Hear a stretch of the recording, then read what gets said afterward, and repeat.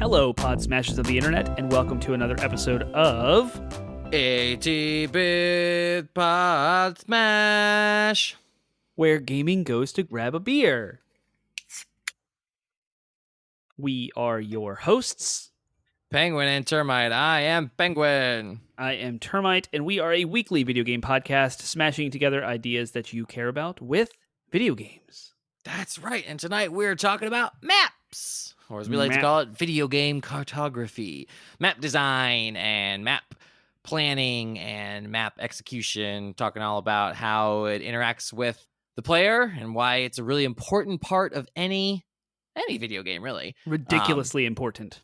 Yeah, even games you might not think about. There's the maps, and being able to orient yourself in the world is super important, as you might imagine. So, yeah, we're going to talk about all that and more, but we are first where gaming goes to grab a beer. So what are you drinking tonight? Courtesy of Sean McGrath, friend of the show, passing through the holidays, a beer to me, Bourbon County, the original Bourbon County, from Goose Island, the Cherry Wood Stout, which is this year's modification to the original Bourbon County, a stout aged in bourbon barrels and finished with cherry wood. So I think anyone who knows beer, who stands in line on Black Friday in front of a beer bottle shop to get Goose Island's Bourbon County, I am drinking one of those tonight, which is a boozy very hit. nice. So it's jealous. Extremely nice. Yeah, wow. It's 14%. It is, that's about... basically like drinking wine, yeah. Woo, yeah, and I will be feeling it as the episode progresses, but subtle notes of stone fruit, dark cherry, and light wood tannins, and I totally agree. This is that. I've had it now for a couple of months, so I guess it was bottled in, I don't know when it was bottled. I thought that was a bottle date. It's not. It's expiration date. But yeah, it's amazing. It's a big, giant imperial bourbon barrel stout, so it's just robust, thick, and sweet. And the cherry notes are an absolute wonderful compliment to this beer. It's perfect. Nice. This might be my favorite one ever of the jealous. Bourbon County line. Because when you lived here and we would record in person before COVID and all that stuff, I remember you would get them. Yeah, you'd get them from Sean, and then you'd share them with me, and it was always so good. And now I'm dying a little bit on the inside. All right, I am excited to talk about my beer, though. Spoilers for favorite things. I got to go get away with my wife and have a little Valentine's Day getaway, and we went up to Snowshoe. So I'll be talking more about Snowshoe, West Virginia in a little bit, but the way it's relevant to beer is they have a bottle shop up there in the village, and I popped in there to see what they had. Was looking for something West Virginia local. I had some of the beer from the brewery, actually, that they have up there, but didn't grab any bottles from there. I should have, probably. But anyways, I did grab some bottles from local West Virginia stuff that they were featuring at this bottle shop, and I am not actually drinking the beer that I purchased there, though. But when I went up to the counter and bought this beer, I struck up a nice conversation with the nice lady there. I don't know why she decided to give me this freebie, but I did happen to throw in that I had a podcast, and part of the reason why I was being so deliberate about asking questions about these beers because I wanted to pick a good one to talk about on the podcast. And she's like, I've got something else for you real quick. And she walks back and she's like, consider this a sample because I'm technically not supposed to just give these out, but I'm putting this in your bag. And it's a gingerbread stout, which is the first gingerbread stout that I've ever seen outside of what Hardywood makes.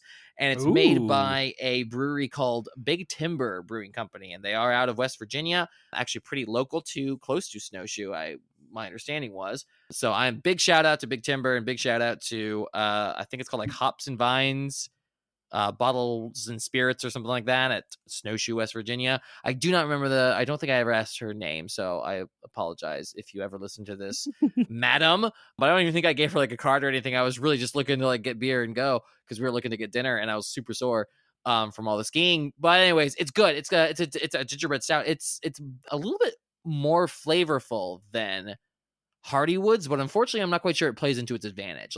Hardywood hits you with the gingerbread punch and then kind of backs off. This keeps going. It's whoa, flavor, and that's not bad. It's still delicious, but it's very, very, very flavorful and very strong in its gingerbread profile. So anyways, I was just stoked to get a freebie. When you spend $18 on a 4-pack, you're like, ooh, a little steep price gouging up at Snowshoe, but throwing that little extra 5th bottle in there really, really was like It's icing a on the cake. So sample. yeah, so I figured I'd like, we're running out of, winter weeks to talk about wintry beers. So like, I gotta get the gingerbread stout in first, and then I'll talk about the porter that I bought next week when I get to drink it. So, And I anyways, hate you. that's it. You're the worst Why? friend in the world. Why?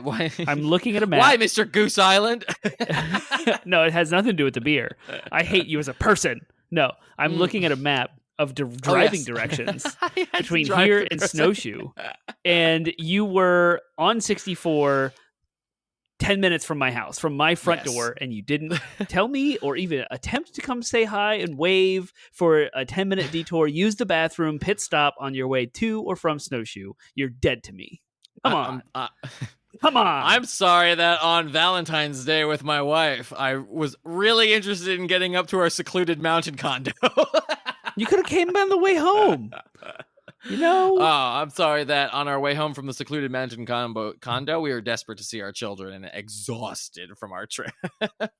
But see, yes, it could have been a nice respite for you to use the restroom and grab one of the bottles of beer I have in the fridge so we could have split it on the show. I'm just giving you a hard time. All right. I completely understand all of the complex things that are a long travel and family and childcare and it's funny. Trips with your wife. You got me totally good, though. understand. I deserve it. Yeah. I was feeling a little bit of the shame there, so you got me good that I'm time. totally kidding. I know, but it was still pretty funny anyways. I was like, man, I feel bad now. We did talk about, hey, here's the thing, though. I'll throw you a bone because we really want to go skiing again. We bought all this equipment. Like, our intention was to like break the seal with Snowshoe, but like then also start like skiing together as a couples more. Ooh. And we talked about going our next trip next winter, going to Wintergreen. Yes. For like a 40 day minutes trip, away from my house. and then just like, if we had to crash with you, or at the very least we'd come by and like go to a brewery with you afterwards after the list closed or something. And we'd probably do it like around Christmas while family was already there. So that's already in like our head, all right? So if you go to Wintergreen and you don't tell me, I'm gonna be mad. Because I can just show up. I can like pop over there. It's so close. Like, in fact, neighbors in my neighborhood. Tickets. You're like renting skis, chasing me down the mountain.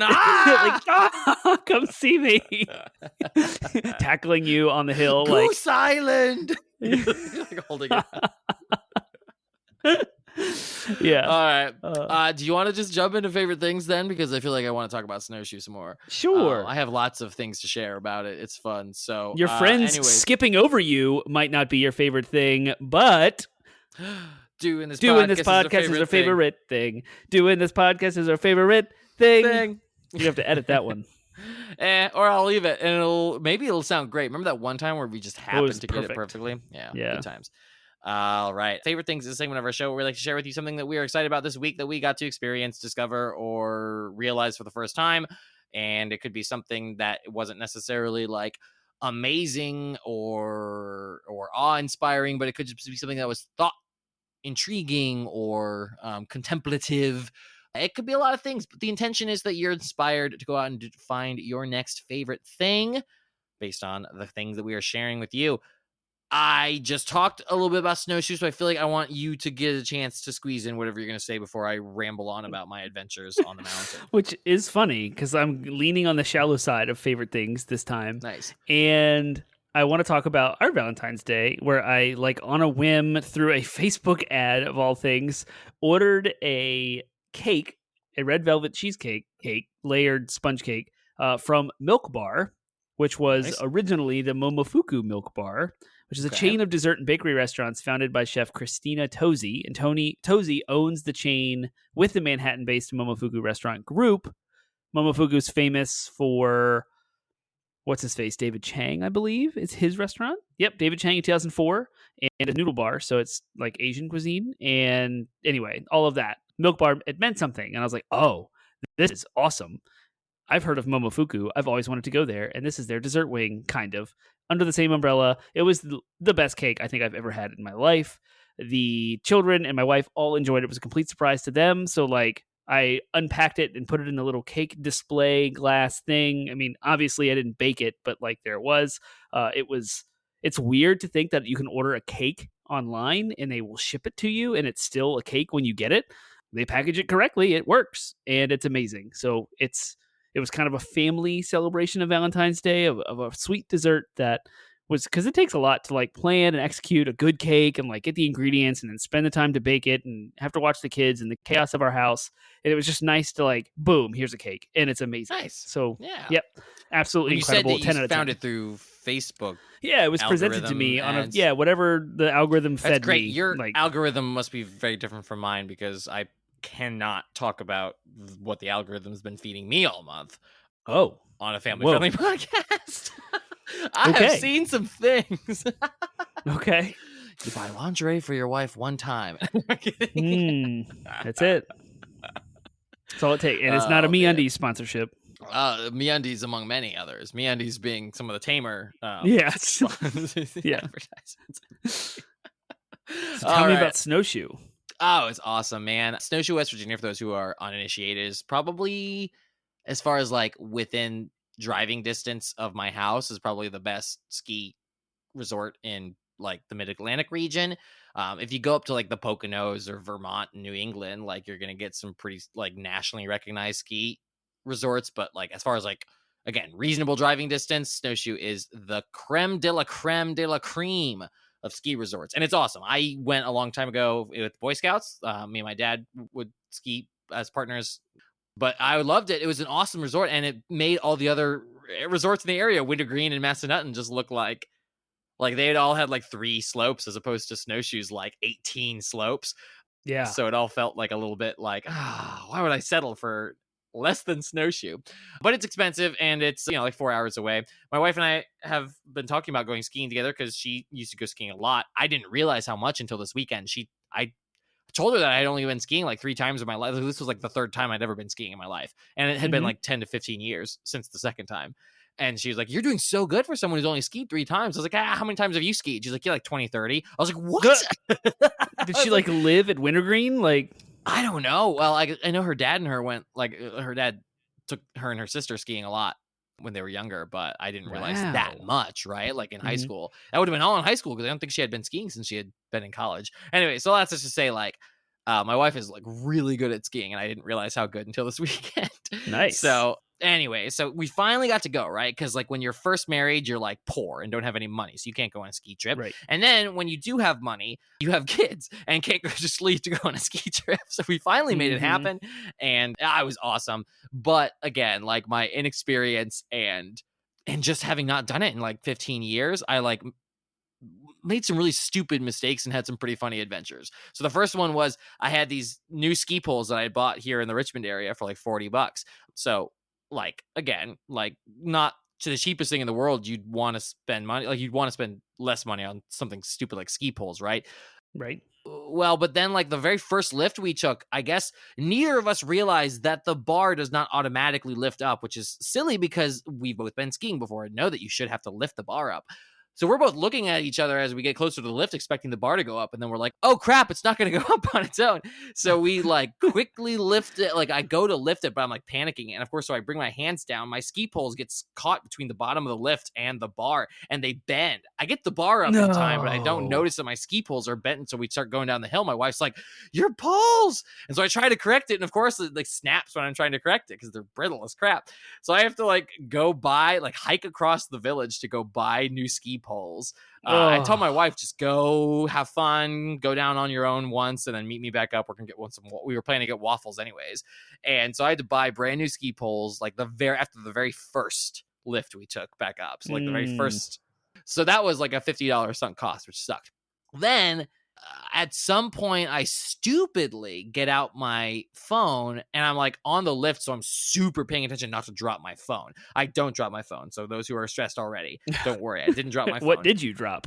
I was so focused on not dropping my phone that I dropped one of my gloves. Oh, I only know this because someone goes, hey, man, you dropped your glove. And I was like, oh, no. So I skied back down to try to get my glove. I didn't realize we didn't scope it out properly, though. So we didn't realize that the slope that I actually landed on was closed. And the closest slope did have cutovers, but we didn't identify the right one. So we went all the way down I went all the way down the hill gloveless once and didn't like find the cutover. So I was like, crap, we're gonna have to take the lift again and try to find where this thing is. We did that. It was fine. I was like, okay, we're okay. I still have feeling in my hand for now. By the time I skied back down and got my glove, I had like lost all feeling in my hand, and it was like red, like beet red. And I'm like, okay. It's like, it's not frostbite yet until the skin turns white. So I get my glove on, I ski back down, we get to the lift, I immediately take off the glove and like shove it into my armpit or something. Yeah. I have never felt pain like that before. Not to say that it's the most painful thing I've experienced, but the sensation that I felt, it was a weird mix of like pins and needles and burning. And it was like really, really, really, really painful as like my hand returned to sensation. Long story short, I still don't have, like, my hand still feels like it's pins and needles. Like I still put pressure on it and it still hurts. Yeah. This is like, jeez, 48 hours later, almost, pretty much. I looked it up. It's called frost nip. I compare it to like 1st-degree sunburn in the sense that like you did damage to your hand, but it's probably going to heal on its own, like without having to like have medical attention. But you were like close to having to have medical attention. It was kind of like I was like, it's stage right before frostbite. So like any longer, like an hour, if I had spent like 15 minutes longer, I probably would have had like frostbite. So that was intense. Totally didn't ruin the experience. Like, it hurt, my hand hurt for the rest of the weekend, but like we still had so much fun skiing. So that was how much fun we had skiing. And it was the perfect weekend too. Like, we drove up in like it was like snowing when we drove up there, but not so much to like actually like make the road scary. So it was perfect though, because like everything was coated in snow. It was like a winter wonderland. We got to walk around the village, which is like this perfect little European style ski resort, and just we got dinner and drinks. And then the next day it was like kind of foggy and snowy in the morning, but then the sun came out to make it a little bit warmer and less scary, like things weren't freezing over and stuff. So it was just like, we went on the perfect weekend. I got my full winter adventure, like my fill of winter. I am like, okay, cool, we can go to spring now because I have had my fill of winter the way that I want to have it. It was like, it couldn't have been more perfect. I loved every second of it. So Snowshoe, West Virginia, if you like skiing and are on the East Coast, you should check it out. It's definitely one of the best resorts as far as I'm concerned on the East Coast. So, boom.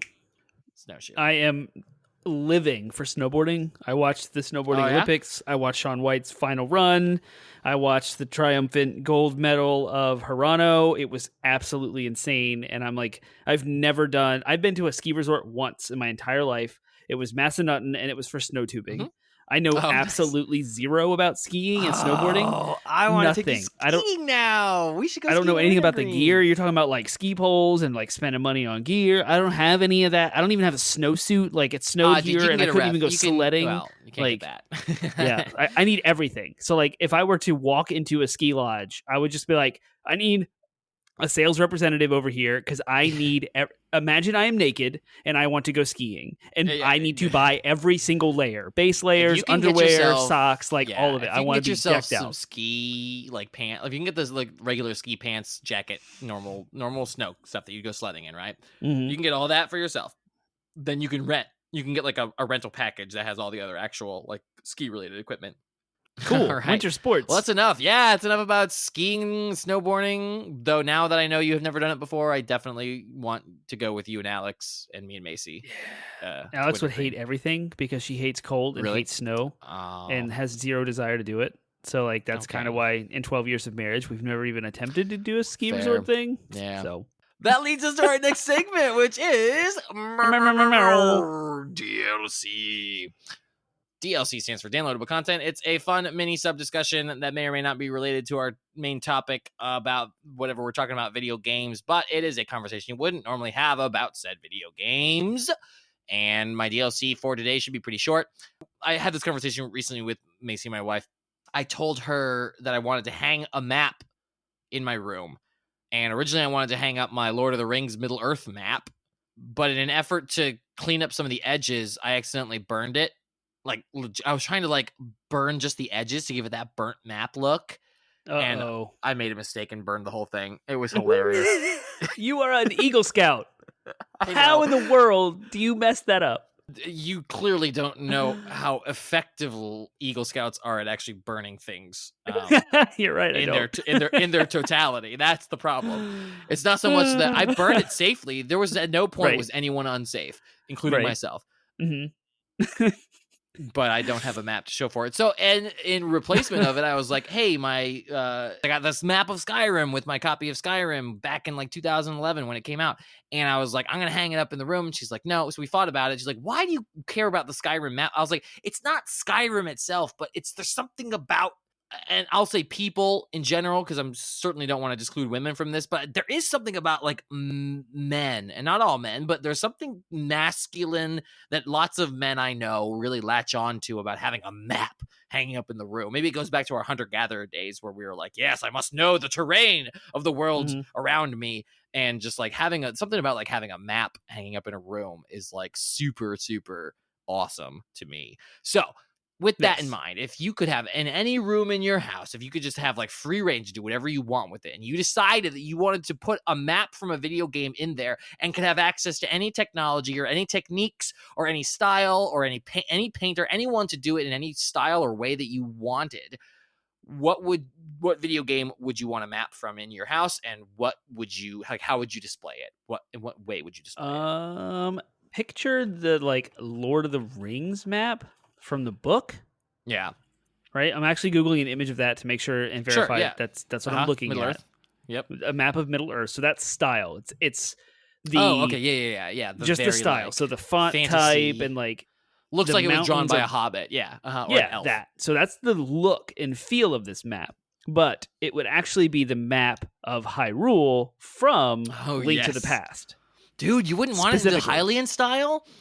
Like there's I feel like okay, all right. Like I want it specifically in like the Middle Earth style because I want those two worlds combined. So that's the reason why I would dig my heel in that, and like I would actually like, yes, Hylian style would be great, but that's expected. Like, oh, it's a Zelda map. You just take the color out. It's Hyrule, and it all matches. And be like, no, this is unique because it's actually the Middle Earth font. How would you want it displayed? Would you want it in like a big like it would be picture frame, massive, or would you want it painted on the wall? Wall scroll, like an anime, like Japanese culture, like a wall scroll that you would buy, like hanging by a rope and one point against the wall. So it'd be like, it would make a triangle at the top and it would be like, it would fall down, but it would be wide. So like wall scrolls are typically like you would have like a page or a piece of paper in a book where it's like, it's taller than it is wider. Whereas my map would be wider than it is taller, but it would still be a wall scroll and it would be the Middle Earth. So I'd be like, converging all different types of culture here, like Japanese culture. Would you want like a special paper for it, like not just obviously like regular poster paper? Or would you want it like on something that's like one of those rich old like that very parchment? Like parchment style? Yeah. It would probably be papyrus, like papyrus style, maybe even. What I would want to do, and this is my ignorance, is like research actual Japanese wall scrolls, like real ones that were from the old days, like whatever you would call like retro or old school, or like, you know, maybe it is parchment paper, but I don't know, whatever that is would be the material. They have wall scrolls or like wall scroll style poster frames. They're meant for regular posters, but they're in that same style where you can just like let it kind of roll down. Sweet. My answer, I'm going to go with, though I would love something like that too, like a fantasy, depending on how much I end up loving Elden Ring, like, oh man, or like a map of Yharnam, like if someone like a hand drew a map of Yharnam, all that would be great. And I would love it to either dominate a wall, like painted on the wall, or like you, but in like, or like in like a really rich, like mahogany picture frame, like something that's like really like handcrafted, hand carved with like the symbols of whichever game. But that's not going to be my real answer. My real answer, if I had access to any technology, anything to do it with, I would want a map of the galaxy from Mass Effect. And I would want it like as like a hologram, just kind of like coming up out of like, I turn it on and off it, like, right? Like, or, you know, I could just like power it on, power it off, or it just like kind of like pops up. I know that like that technology doesn't necessarily exist, but something as close to that as possible is what I would want. Like it projected somewhere, and just like that I could just like activate the projector and it go onto the ceiling or whatever, and I could just be like, but I could like interact with it and be like zoom into the. It's like Iron Man, like walk in, or like what's that Mission Impossible actor, Tom Cruise. Yeah. Oh, what is that movie? Minority Report. Thank you. That one. Yeah, where you like manipulate it with your hands and like fling it around and like that would be like zoom super in. futuristic. But I would even be just okay with like a projector screen that I could also interact with. I would probably just be a computer or something, but I could be like, all right, let's go to the Scorpio galaxy or the not galaxy, the nebula or whatever, right? Like where you can zoom into all the different like solar systems and just like interact with it. That would be just so cool to like show off to people and be like, yeah, galaxy, super, because you always think of maps, you think of like fantasy or history. And I'm like, I want like a good old like sci-fi space map, just like there. Something like that where you can, but it's the interactivity of being able to like zoom in and see them like orbiting. So they're like, it's a move, like it's a map that's got movement on it as well. Yeah, is always something that like I love. So, Mhm. anyways, those are our answers. What maps would you have from what games, and in what way would you want to display them, listeners? Please interact with this DLC prompt. We want to hear what your ideas are. You can reach out to us in the places that Termite will just tell you now in regards to giving us that DLC feedback. You can comment on why Termite didn't choose a Final Fantasy map over at 80bitpodsmash.com. And that's our landing website with links to all of our social media platforms, Facebook, Instagram, Reddit, Twitter, as well as our Discord server. We also have links to all of the podcast platforms you may want to hear us on, and that is Spotify, iHeartRadio, Stitcher, Google Play, Apple Podcasts. We are everywhere you need us to be, and if not, we'll put ourselves there just for you. So you have to let us know over at 80bitpodsmash.com. Huzzah! All right, so we're talking about maps, talking about cartographical design in video games. Cartography is just the design of maps in the real world. So the silent cartographer is how I learned that word from a video game. Exactly. I didn't know what cartographer meant until I played Halo.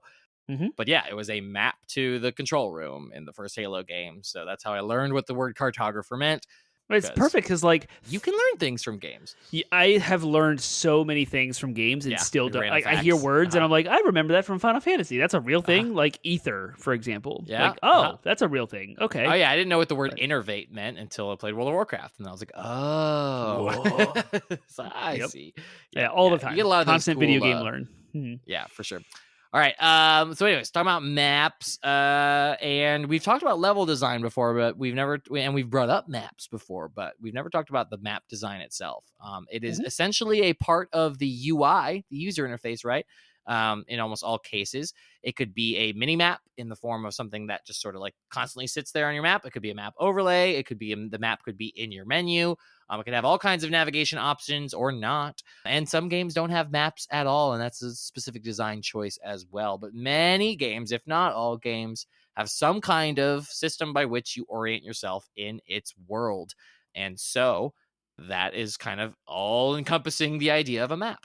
So let's talk about it then. I know you had a sort of disclaimer, it looks like here, that you wanted to sort of focus on. More of an emphasis. Sure. An emphasis on... I want to emphasize the importance of map design and like set the tone for this is an often overlooked aspect of video game design that's just as important as things like the visual style or even the writing behind the narrative. It's that high up, and or the user interface. I think like it's a part of the user interface, but it's like probably one of the most, if not the most important part of the UI. It can set like the world. It actually like establishes the environment with which the player is going to be operating in, and it sets gameplay mechanic implications.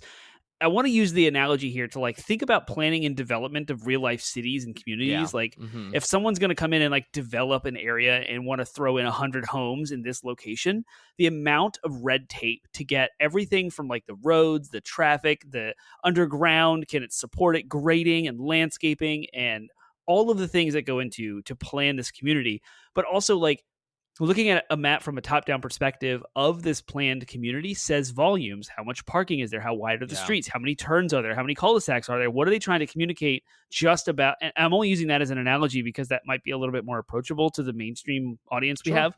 Where like, if you see a community full of cul-de-sacs, obviously establishing connections and community is more important. So they put houses in ways that they could kind of become little communities, little microcosms, right? Or if you have like big mainstream roads and it's just a bunch of townhomes with street parking, like that communicates something entirely different. And so video game maps do the exact same thing. Let's talk about it. Why? So we're going to go with our first question. Is a well-designed map important in a video game? And what is the relationship of maps to level design? Real quick, what you're describing is exactly correct. I do want to sort of add a little thing, though. Part of the reason why I think it is an under talked about thing in video games is because it's kind of like, it's one of those design elements where if it's bad, you notice it, but if it's good, you don't notice it. And that's that's what's like, that's when you know it's working, you know that you're not even thinking about it. You're interacting with the map, you're engaging with it. It's part of it. You're like consciously like, I'm going to check the map, but you're not sitting there thinking about how cumbersome or awful it is to pull the map up. It's seamless. It works. It's good. Yep. And therefore you're not sitting there going to be like writing up your 9 out of 10 review and you're like, OMG, this map was just the best thing. But if the map's bad, that might be the thing you say. 4 out of 10, I can't use the freaking map. Like, the map was awful, right? Like, I got lost in the game because I just didn't know where to go because the stupid map design sucked, right? Like, that is, it's very much right. It's very much a make it or break it kind of thing, but is also like not really like talked about if it's done well. So so what are well-designed maps? What do they look like in video games? Yeah. Nothing comes for free when it comes to video games. Literally every pixel is rendered with intention. So everything, animation, facial expressions, voice dialogue, maps. Anyway, it serves as a user interface like you had mentioned. So you have like the GUI, which is the graphical user interface. It's how a player can like look at their world graphically. How can you see where to go, what to do, what the world looks like? It's a reference tool. Yeah, and sort of like part and parcel of that, a specific kind of UI is the heads-up display, HUD, we call it, right?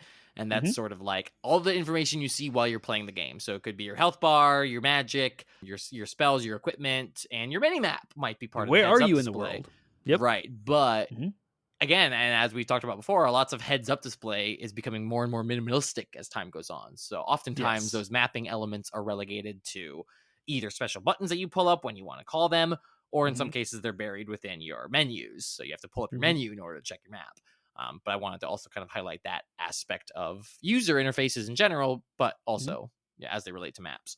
Also, like, I guess we might have a little history lesson later on in our show, but like Legend of Zelda, people drew their own maps because as they would explore, they would have to map out where to go because it was not given to you. There was no UI element with which to do that. So like it might serve as a user interface now, but at one point it didn't. You could map out your own path, and it was great. I've seen mini graph paper designs of people drawing the Legend of Zelda, the original NES map. Anyway, it's a reference tool. It's a guide.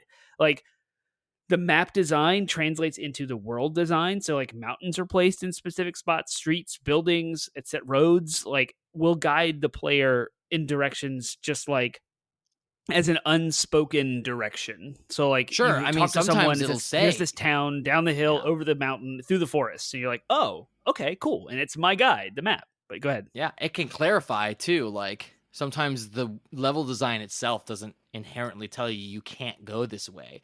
And so sometimes they'll use the map to say, oh, yep, this is just blocked off from you. You can't go there. Like you see it oftentimes with like red locked doors, right? You'll go up to the door and you'll open. It looks like every other door in the game. You'll go to open it and it'll be like, you can't open that. That's locked. And you don't know if it's because you don't have a key and can't go there. But sometimes the map will clarify. It'll be like, nope, this is just cut off. You'll never be able to go there, right? Like it's so it can be a way to kind of clarify what they intend with the level design. But essentially what you're also, again, to just sort of like kind of put my twist on what you're saying there is like it's essentially a navigation tool, right? The map is what helps you orient yourself in the world. It's not the only way to orient yourself in the world, as we'll see with when we talk about games that don't have maps, but it is a way, it is one of the most common ways in video games that they say, all right, here's where you are in the world. It'll often come with the its companion tool, the quote compass, which is usually just like a little indicator saying where you are and what direction you're facing. So that way you can, again, further orient yourself in the world in reference to the map and the level design. You put it all together and you say, I'm here and I need to get there. The map is one of the ways that they do that. It is. Maps also move the narrative forward. And I want to quote the legendary J.R.R. Tolkien I'm for saying, so proud of you. I'm so freaking proud of you. I saw that you added this and I was like, oh my gosh, he's pulling a literary quote. Woo, I've never been so attracted to this bug in my life. This little insect boy. I've never been so flustered in my life. Termites.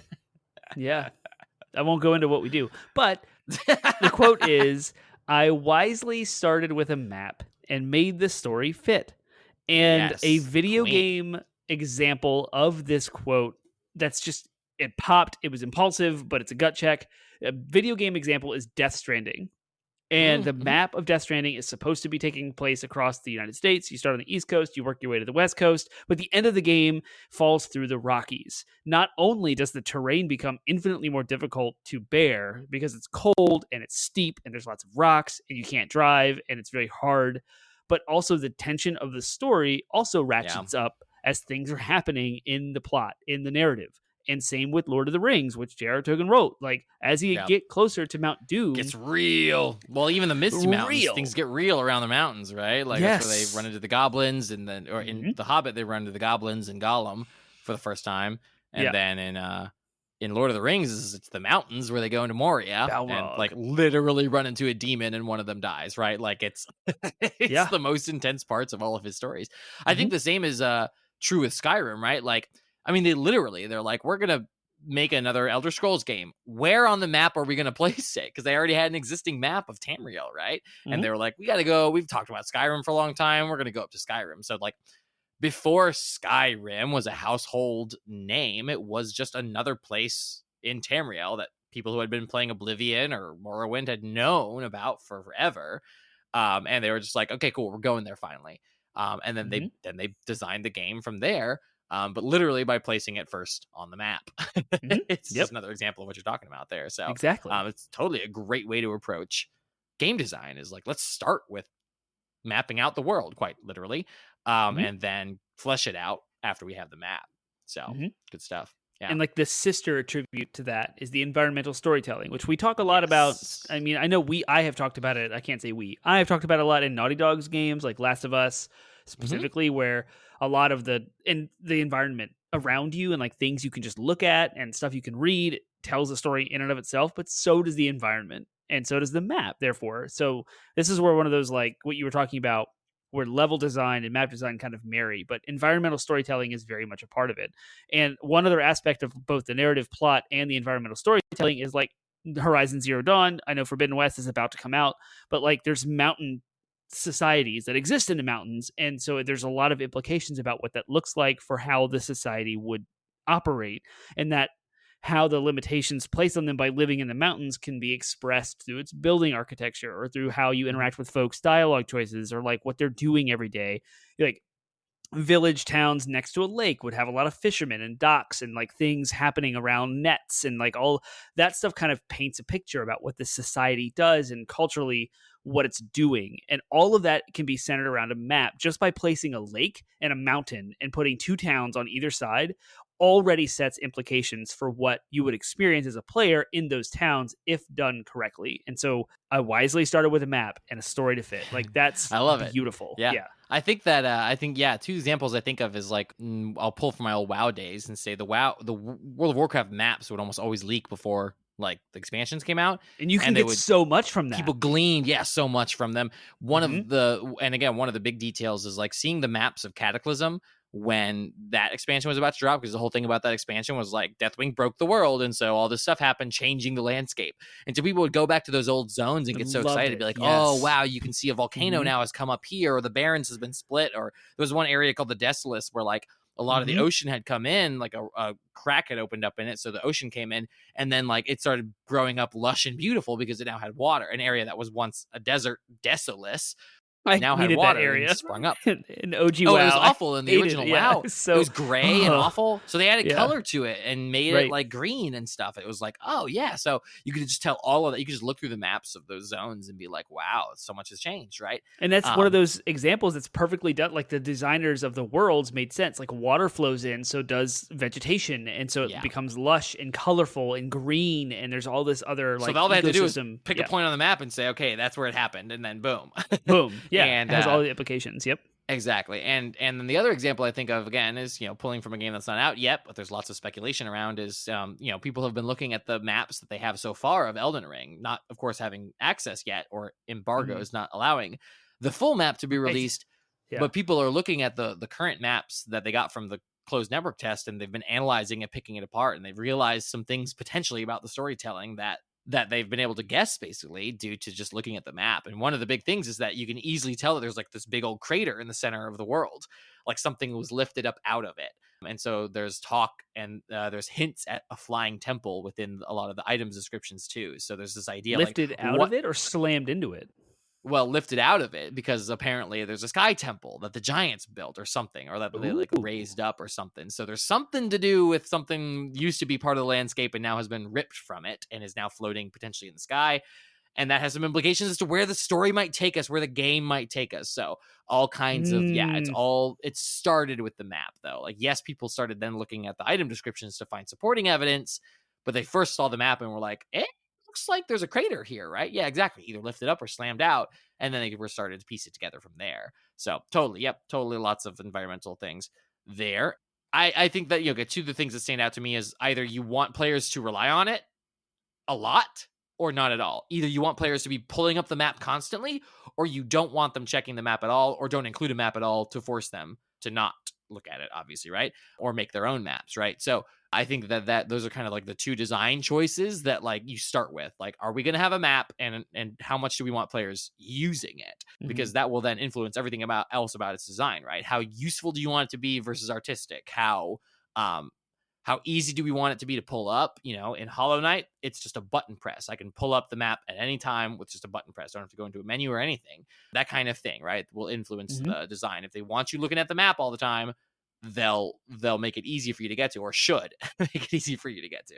And I think that like it interacts with level design in regards to like the level design needs to be perfect to the map, right? Like if there's any discrepancy between, or perceived discrepancy between the map and the level design itself, it makes navigation super frustrating. If you look at your little character compass indicator, whatever, if you look at that on the map and you say that thing is not where it's supposed to be, then the map designer or level designer has failed, and the two need to work in tandem and they need to be perfect. So it's a I imagine very intricate process involving lots of like physical quote unquote physical coordinates within the space and be able to space it out very well. Like it's probably a very, very, very there's definitely a scale between the UI elements of the map and like the real world presented in front of the player, and then like you add verticality to it, and it increases the complexity by like a magnitude of what like degree. We'll get to that in the next question. We'll get there. But I wanted to highlight like what you were saying. It's like you look at the map of Jedi Fallen Order, which is notoriously frustrating, and it's like because there's it's not the map, it's the level design. The map is like fine at kind of conveying what it's supposed to be, but it doesn't match up to the level design 100%, or you don't have a good way of navigating that. It's so that's an example of where like the map is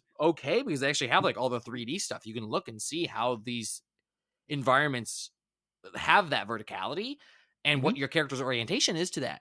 But then something about the level design just does not completely translate 100%, and it makes it really frustrating to navigate. Yeah, that's a great one. The last point I will make is about the self-teaching tutorials, and this goes all the way back to Miyamoto designing the very first level of Super Mario, which you might think, that's not a map, but it's a side-scrolling 2D map. It is. Yep, and there's 100%. no text or words or anything in there that will teach you how to play the game. The level is literally designed to teach you the game as you progress from the beginning to the end.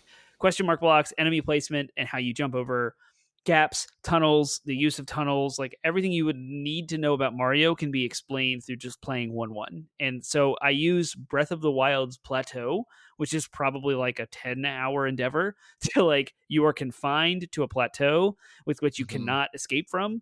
And you have to collect the 4 main items you will be using throughout the rest of the game on this plateau. And it's designed in such a way that you have 4 quadrants. It's all like higher up than the rest of Hyrule. You can see out, which entices you. It encourages the player to want to go out, but you can't. And so there's a whole bunch of game design and gameplay elements that are all about teaching the player the mechanics and the basics of the game, all done through at least the foundation of a map. And that's amazing to me. That just blows my mind. Yeah. Sweet. So let's move on really quick because I want to piggyback off of that for the next point, which is, so we're going to talk about how has map design in video games changed over the years and what are the innovations that have been made to make maps easier to understand and work with. And I think Breath of the Wild is such a fascinating example because it's like Breath of the Wild's almost like a correction in the other direction because, again, maps, it used to be, and there are still plenty of games out there. I brought up Hollow Knight. Unless you take one of your equipment slots to like put a marker on it, like you have to actually basically you have to sacrifice like an ability basically to just see your character oriented on the map. So if you choose not to have that, then you can still see the map, but you're not quite sure where you are in it at any time. You have to base it based Whoa. on like where you are, right? And there's lots of maps and games, especially older games, that are like that. You just kind of look at the map and then have to sort of like look around for landmarks to be sure that you are where you think you are on the map. Mhm. Eventually they started adding like, like I said, the compass, right? Like your character's here and he's facing this direction. And they added waypoints and stuff like that where you could actually like see, oh, this thing's over here. Yeah, quest markers and stuff, like all kinds and then custom markers where you can say, I want to go over there, and then you can like do it and it shows up on your UI. Like all that stuff is like kind of like what kind of exploded in like the late 90s and mid 2000s as far as map design goes. Mhm. And they make it way easier to interact with.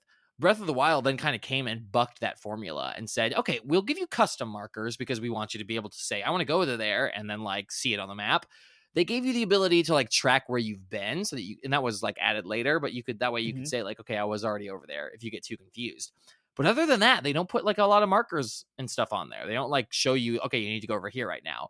They created a map that like, just like the world itself sort of enticed you. You'd be like, oh, there's a river over here. I know that usually like wherever the river has a tributary or whatever, like that's usually there's stuff over there. So I'm going to go over there and see if there's something over there. Right. Like it's a really clever map design where it's like, it's super helpful and has lots of tools to help you navigate the world, but it's not Mhm. the sole tool they want you to rely on. They want you to look at the world and say, I want to Yeah. go to there.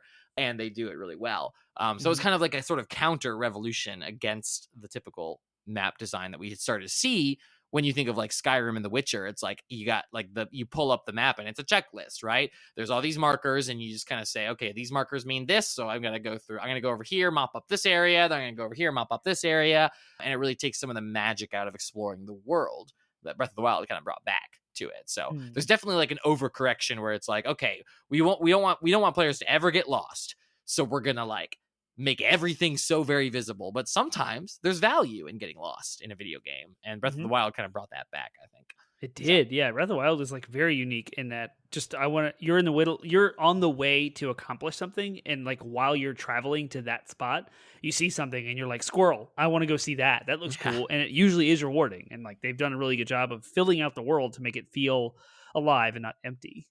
Mm-hmm. But Yep. to answer the question, like how has map design in video games changed over the years? Of course, in the early 70s and like 80s, we had very limited technology, lots Yeah. of either top down or side scrolling games. And like some of the highlights would be like the original Legend of Zelda, like I mentioned, where people were actually like drawing out their own maps to like remember where things were.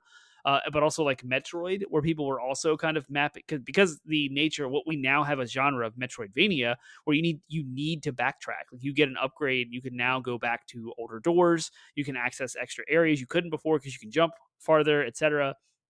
People were mapping out where things were by hand because Mm-hmm. we didn't have the internet, we didn't have computers to just go do. And so like they would draw it in a notebook and graph paper. Like that's crazy. Well, But and there then were like grids. They were all grids. Like all the everything, maps yeah, were everything was grid. yep. Mm-hmm. Hmm. So it was And like then because like everything was a square frame, right? Like your TV was the square yeah. frame, so you Hmm. could just sort of like orient. Like, okay, it was 3 frames over, so therefore it was, I don't know if frame is the right word, but I know squares, what you right? mean. Like Screens. yeah. Yeah, exactly. And so Hmm. you could kind of just sort of orient yourself based on that. And Hmm. because of the way games were back then, there wasn't like any way you couldn't like make the squares bigger or smaller necessarily, so you couldn't add that variation. Right. Um, and so yeah, you had to. So that's just to say, you could draw it hand draw it It was easy, in yeah. a grid Well, paper easier and it than makes sense. now. Yeah, Yeah. exactly. Hmm. Mm-hmm.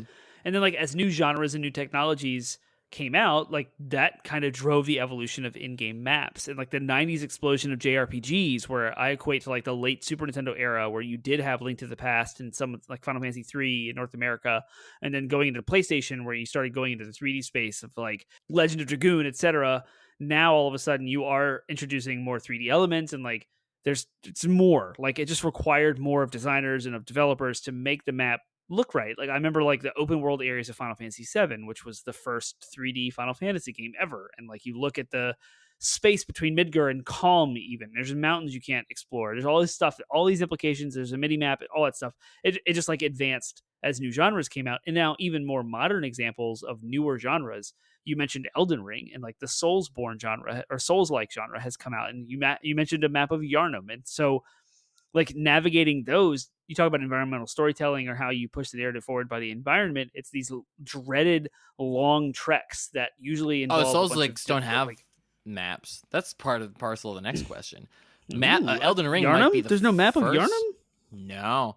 There are people that have hand-drawn maps of Yarnum, and if you go to like the the Bloodborne wiki, there are user-created maps that you can use to Whoa. navigate. There's not one built into the game. Yeah, no in-game maps in Interesting. Dark Souls 1, 2, 3, Demon Souls, and Bloodborne, and Sekiro. None of them have maps. My mind Elden is Ring blown. will be one of the first From Software games of the last decade that has a map in it. And they even said that. They were Interesting. like, we had to design it. We realized that if we're doing an open world, we had to like let that part of our design go and put a map in there. Because duh, like there's no way you could have an open world game without at least some kind of map. And they realized that and they changed their design philosophy. But yeah, those Well, tighter then- claustrophobic games, they don't have maps. But again, people have hand-drawn maps. I would love to see like a hand-drawn map of Yarnum and have it on my wall. But in game, there's not one provided. Interesting. Yeah. Scratch what I just said then. So Yeah. a newish genre of the open world game, which is definitely a game genre that has maps, that actually relies on them extensively. Kind of quintessential game, Breath of the Wild, but also like Grand Theft Auto 3 for the PS2 forever ago. Mhm. Open world game had a map and like a map of a cityscape. Most of those, you know, like Assassin's Creed, have GPS style navigations to explore the world and find goals and objectives even. So like that's how map design has evolved over the years. You had people drawing hand-drawn maps of pixelated like things from the old 80s, and like now we have full-blown worlds like Skyrim and Elder Scrolls and Fallout that require like so much design and intention from the developers and publishers. So much so there's a website, vgmaps.com, video game maps. It's the video game atlas. It's a resource for everyone, developers, sweet. publishers, gamers. Go check that out. There's video game maps galore there. So like, that's awesome. I didn't know there was a whole collection of them. Well, I would say Yeah. one of the biggest like recent innovations is that 3D mapping, right? Where they account for the verticality. So you can actually like look around and see, because it used to be almost always just top down, right? That isometric idea where it's just like, okay, like here's where you are topographically is what they call it. And then you have to sort of, but it wouldn't account for like if there are like 3 pillars stacked all on one another, you could maybe see that there was like a cluster of pillars, but you wouldn't be able to like see how to jump from one to another. You'd have to like figure that out on your own. Games like Doom 2016 and Doom Eternal, I believe, both had 3D maps. Jedi Fallen Order, as you mentioned, for better or for worse, has a 3D map. So that's when you can actually like look around from a 3D perspective and see the verticality of the levels as well as the topographicalness of the levels. Sometimes it works better than others, right? Like it's not always intuitive. I think that there's still a little bit of like refining that has to go on with the 3D map design before it's really like something that is ubiquitous. But it's a good start, I think, for helping with the verticality of maps. And then, yeah, I mean, things like where you have like built-in tools within the map, right? Like being able to fast travel, like that's another big innovation that has sort of come to map design. Being able to fast travel from the map or interact from the map, right? Those are big innovations. I really find that like the map in Hyrule Warriors or any of the Warriors games, right? You can actually like send troops to do stuff. Wow, because those games are like half action hack and slash and half strategy, right? Like a strategy game. And I feel like I want to see more of that action, right? Where you can pull up a map and like actually like interact, have troops move or make just, you know, strategic decisions from the map. Those are things that have been done before, and I don't see enough of anymore in games. Jeez, you just like opened up the entire conversation about RTSs, which I'm not going to spend a lot of time on, but like RTSs are very maps. reliant on the Very map. If you have, reliant, yeah. Sorry. Oh yeah, because they'll show troop movement too, right? You'll see a little red coming your way if a Zerg rush is happening. You'll see a whole wave of it, right? Yeah, that's the huge. And there part are of map mountains and design. blockades from rivers and mountains. You have to overcome them with bridges. They're like points of. If you have a giant river, choke points. Thank you. That's exactly it. Yes, a choke point. Like you can create that in a game just by putting a river and then a bridge over that. Like it's choke point. You have to cross or this that. is the general, like, okay, you can't go this direct. You can't take the straight path, right? We like to try to travel the way that the crow flies, so to speak. Yeah, right? we Where do. just go Straight line in video games. And map design is a way. A good map and a good level design is a way to. They'll find ways to just not just block you, right? Like the worst thing is to come up to think you can go one direction and you go like da, da, da, da, da, da, da, and then it's like, oh, okay, I can't actually go that way. a good level design will give you an indication that it's like, okay, I need to not, looks like it's not going to be just passable. I should probably find a way around it, and they'll guide you, kind of usher you the right way they want you to go. Yep. And a good map will give you a warning ahead of time and be like, okay, you're not going to be able to just go straight here like you think you are. And something that helps with that is the idea of like explored or unexplored regions, right? And giving you this idea of like, oh, I can, as I go here, it reveals more of the map, right? And sometimes that can be done really well. Sometimes that can be done really annoyingly, right? Like I didn't even know there was a mountain here because I hadn't revealed it on my map yet. So that can be a blessing and a curse, but when done well, it can give you this idea of you're like revealing more at a time, right? And that's where the whole like tower design of like climbing the towers in Assassin's Creed and revealing more of the map, like that kind of, that's now done and overdone and parodied now to death.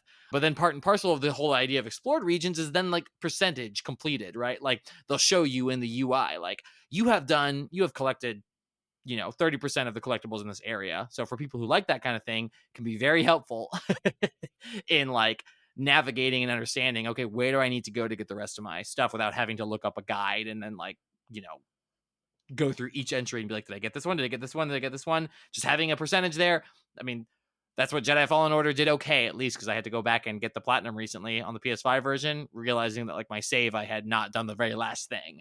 And so I had to go find that very last collectible that I apparently 3 years ago didn't save after I got, and it helped me narrow down what I needed to get by looking at the map. So that can be that's a good Returnal could take some lessons from that, because you have no clue, as it's a procedurally generated map each time you play. Like random number generators are the algorithm behind with which rooms get generated when you play. So good luck, like grinding over and over again. But there are other answers to that while still maintaining without having to use like a fixed system, but I agree they definitely needed to add more collectibles to more of the rooms that spawn, or at least a tracker to know, like, exactly. It's cool. Something could have been there too. The last innovation I want to highlight before we move on is we now have in our culture and in technology and computing in general, there's lots of advancements of big data and analytics. We know this from conversations on TED Talks about social media and the insane amount of data that is collected on us as individuals. The same thing applies to video games, as we have online enabled consoles through PSN, through Xbox Live, through Nintendo Switch, through our PCs. Everything we do in every single video game, whether it's an online game or not, it's in the user license agreements that you agree to. Every game you buy, they collect data on what you do. We have the ability to track who plays what.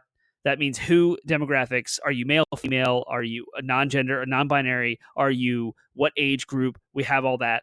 Plays what? So which games are you playing? What types of games? What genres are you? How much time do you spend in each game? And specifically navigating the game world, like heat maps. How do you actually run through a level? How do players, the hundreds of millions of people that are playing a video game at one time, say Fortnite, how do they run through levels? What the analysis of where the camera is pointing is even a thing, where the player is looking is all tracked. So all of that data is then used to iterate on the design of the next created map. So it could be a DLC content to your game or an add-on, or the next design, like the next game. So Horizon Forbidden West is about to come out in a couple of days from the day we're recording this.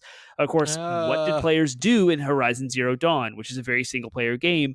There are ridiculous amounts of data collected on every single person who's ever played Horizon Zero Dawn. What they looked at, what enemies they fought, where they traverse, how did they traverse, and their demographics. It's all married together, and it's all optimized to sell as many copies as possible. So all of that is then translated into map design. It's an innovation that's very modern, and I wanted to highlight that as we are now in the online, like, Internet of Things kind of phase of video games. But that's it. That's the last innovation. So we can move on to the next question. Yeah, let's make this one quick. This should be a fairly quick answer, and we'll hopefully knock it out and then move on to the last question and then call it a day. But what do you think of games that don't have maps, that choose in their design to forego the map? And then what do you think the absence of that map, or absence of any map, adds to the game or takes away from the game, I suppose? My answer to this, of course, is coming from Dark Souls. I'm actually going to be critical here, so I'm not going to sit here and praise it. I will say that, like, it seems like when you don't have a map, the intention is to get you very, very fixed into the world, right? Very, very, like, you're navigating based on landmarks and stuff like that, and that's fine. All that's well and good, but you need to then, if it's a linear, it needs to be like a linear game, or if it's Like the game design, the level design needs to be then expertly crafted to guide you through it. And for the most part, like 95% of the first Dark Souls game, it's fine. But there are some really stupid parts that I believe are required in the game that require you to hit an invisible wall.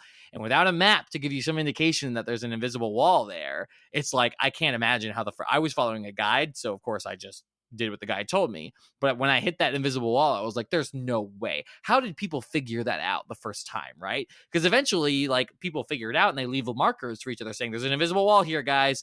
But the first person to go around, were you just running around hitting every wall? Did you stumble across it when you were fighting an enemy? Like, what the heck, guys?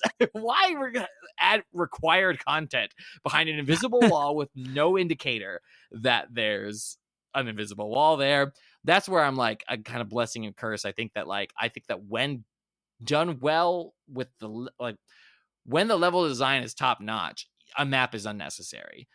But if the level design is not top notch, then not having a map can be detrimental. So like Metroid Dread is a great example of a game that's like the opposite of that, right? Where it's like it has the map so that it shows you that like there is something behind that wall. So one of these blocks in this room has to be destructible, right? Like it's intuitive where it's like, and it works in tandem with the map. But yeah, I'm kind of mixed feelings about not having a map. It's like you got to be perfect and you can't throw tricks in. You can throw tricks in if you have a map, but if you don't have a map, it's like, okay, you're really banking on the goodwill of players at that point. What are your thoughts? So there's no map included in the game, but the player base has kind of established a map, right? Is that what you're saying? Yeah. Oh yeah, definitely. Yeah. For Okay. those for when you're talking about FromSoft, for sure. And then in specific, Dark Souls has been around for 10 years, so like if you get lost, people you can look it up, right? Right. Yeah. Or not even that. You just look up, people will say, yeah, you go to this area and you do this thing. Oh, okay. Right. Like, right. Well, that's like the modern day of charting. So like Lewis and Clark literally drew the world as they saw, but like the internet now it just creates a video, community, like a right? Yeah, exactly. Yeah. And so it encouraged. So yeah, I imagine that like as frustrating as it probably was for players in 2011 when it came out or whatever, it also definitely draw the community together. Like, okay, guys, where do we go after this? Okay, people start talking and figuring things out. Dudes, I found a hidden wall behind this one area in this one spot. Oh my gosh. That was probably also an amazing experience for people to figure that out. But I also imagine it could be pretty frustrating and off-putting for new players or people that aren't just getting online and talking about it, right? Like there's plenty of players who just have no interest in doing that. So like, yeah, I mean, it's a double-edged sword, right? On the one hand, it's like, yeah, it encourages such community interaction. On the other hand, people who don't want to interact with the community are screwed. Right. Yeah, I guess if you're on an island, like in isolation, you don't rely on the internet or any other things. I want to get to that. Like, I don't think there is a video game that doesn't have a map. Like, they have the appearance of not having a map, but the moment a player, be it Legend of Zelda from 1986, drawing on graph paper, or in Bloodborne, where you're mapping out, even in your own memory, of where an invisible wall could be. I get what like you're saying. Creating the map as the player, and so of course, just by the nature. Yeah. But I get this question: like, there's no map presented to the player, UI, but the like game UI still has exactly. Of course. Still has map, that's level design, space. Right? Like, yeah. I mean, just the idea of designing an environment, it has to be mapped out, right? Like that's how space works. But like that answers like space, right? But what does the absence of a map add to the game? Like, if there's no map in the game, then it adds a lot. Just the fact that it doesn't exist establishes that community. Like you said, there's you chart. You are the cartographer. It forces you to do charting. Yeah. And that to me is fascinating. Cool. It's not a bad thing. So I maybe I misspoke. Like, yes, video games do not present a graphical user interface map, but that doesn't mean the game doesn't have a map. But the absence of that graphical... That was my fault for wording the question, but gotcha. No, that's a good point, though. I'm glad you brought that up, because that is exactly the answer to the question, is when there's no user interface UI map, then you're exactly right. It's up to the players to do that. However, think of navigate. PT, which is a shape of an L, like repeated, of a hallway, the most scariest piece of content ever created. It took the collective internet like 9 days. The collective entire internet, 9 full days to create a repeatable solution to the game to get to the secret little ending. And that was more like an action map, but it's still kind of a map. But you charted that to figure out like the location of things and like what this hallway is doing and its depth. And it's just, to me, like the absence of a map there created this zeitgeist for a week. Oh, or if I had days, known like, that was the most interesting thing to you about Bloodborne, I would have brought that up a long time I had ago. no clue. I thought Bloodborne had a full map, like UI, and like no, It I has had UI, literally. it doesn't have a map. Neither does Yeah, Dark I didn't know Souls. that. Yeah. Yeah. Yeah. That is Yeah, intriguing to me. and there's lots of little tiny things hidden, right? That not and you know there's the progression part of Dark Souls 1 that I think they backed off on, but they constantly hide items and little story bits and stuff on this non-mapped world, and just sort of like encourage you to explore every nook and cranny of the world they created, which is why I think Elden Ring is going to be phenomenal. Because looking at the map that drove my excitement for that game just now, like tonight while we were Well, but recording. You said there was a crater. I looked it up, and I'm like, oh my gosh, this looks. Well, like, and because if they're masters at taking a linear game and peppering it with so much stuff to discover in a world that does not intuitively give you a map to even look at, imagine what they can do with a big open world where they will at least I feel like it's at least going to be Breath of the Wild level of like filling this world with interesting stuff to do and discover and find. And but without guarantee the obvious like player presented stuff. Oh So yeah, it'll you're not probably going to get a marry quest. the They're not going to be ideas. like, you need to go find this like spell, and it's going to be on this I mountain. hope. Here it is on your map. Like, it's not going to be that. You'll probably talk to an NPC that'll be like, yeah, one time in Limgrave, I discovered there was an ancient incantation that once blah blah blah blah, and they'll give you hints at it. But you'll be like, okay, I'll piece that together. What does that look like on the map? And then you're going to go chart it out, figure it out. You're going to test some places. It's not here. It's not here. And then you'll hopefully maybe someday stumble across it. And I guarantee you some of the, like, if what I've learned about From Software so far in the way they designed their linear games, there's going to be some really interesting stuff that's just sort of tucked away, as in like best spells in the game, best weapons in the game are going to be just sort of like tucked away in like random spots on the map. And it's going to be just like, again, so rewarding to find them and then share that with the community, right? Be like, I found this here, and people will be like, what? And it's going to be awesome, I think, when it gets that. My hope is that it's not as obtuse as the original Warcraft was, when the quest was like, I went north and talked to this person, and you trudge north and you have no clue what, and the world is kind of empty and dry and like dry and drab were the two words. Yeah, I was trying to mix two words there. Again, I'm having this 14% Bourbon County, so like by now it's fun. But like I remember World of Warcraft hating how the quests were worded when they told you to just like go northeast and find this, and there was nothing on the map. And but you then like look at the map and be like, I think it's here. Yeah. No, I think it's going to be more like Breath of the Wild, where they'll be like, follow this river, and at the top of the waterfall there'll be a treasure chest, right? And like, I feel like the world is alive. It's filled with things. All you have to do is more, pick the right river. And even if you don't like talk to people, even if they don't give you hints, just exploring the world, it's going to draw you and be like, oh, there's definitely something on top of that tower over there. I'm going to go climb it and figure out what it is. And you're probably going to run into like a troll or a giant that's going to kick your butt level 20,000, but you're going to be like, I'm going to kill this thing. And then you finally do. You get to the top of the tower and you're going to get, like Warglive number 4. But then you're going to find out Warglive number 4 is actually like the current meta right now. And if you level it up, you're going to kick all the bosses' butts because it's got a sick moveset. So whatever. I have no idea what you're talking about. Cool. I know. All right. Well, I feel like that's a good place to stop. I feel like that's good. I was more excited about the answer to that question than I thought I was going to be. So obviously we were going to talk about what we think we'd like to see from maps in the future. So instead we'll just ask that of the listener. What do you want to see from map design in the future based on all the things we've been talking about? Do you want to see more games without maps? Do you want to see more games with opacity on those maps in regards to just not obvious answers and checklists? Or do you want this the full blown, just show me where to go, tell me where to go, point me in the direction, and let me go ham, right? Like, we want to hear all that and more 3D map level design, more refinement of that. What's the next big jump in that? We want to hear all that and more. Termite, can you remind the good listeners where they can share those thoughts if they have them? You can tell us all about how you want to see company transparency of big data collection as mapped onto a map at 80bitpodsmash.com. 80bit podsmash.